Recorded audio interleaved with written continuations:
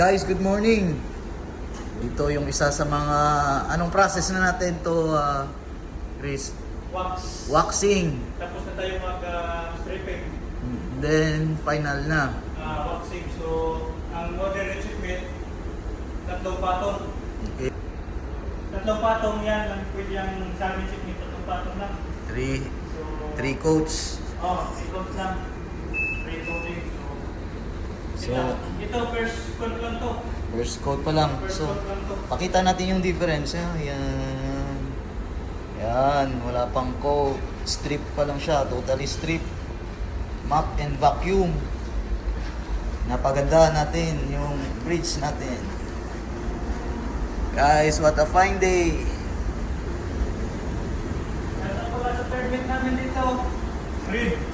Yes. Thank you very much. DJ Trato. Yun ang pa natin ngayon.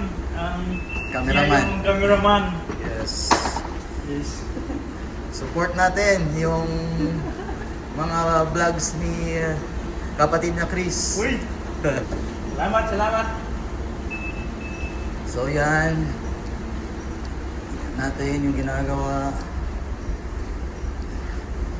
So kamusta naman yung gamit natin na wax? Ayun. Yung gamit natin na wax nandun. Yung brand, hindi maganda yung brand pero okay lang naman. So, may advice ko sa inyo kung anong brand ang pwedeng gamitin. Yung brand na 3M. Yeah, 3M na polisher at saka 3M na stripper. wax. 3M na stripper at saka 3M na... Ang napakaganda na kuhan yun. Pang-wax yung 3M na brand. Yes. Nag-promote tayo nito dyan. Yeah. Mga buhay namin sa barko. So, isa lang to sa mga routines. Every now and then, pag malumi na yung aming wax, pinapalitan na po. Yes.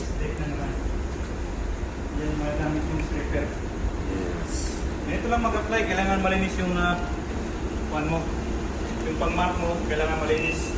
So, tuwalya. No? Tawil to tawil. Pagkatapos ito mag-wax, laban ko to. Sabi lang to kasi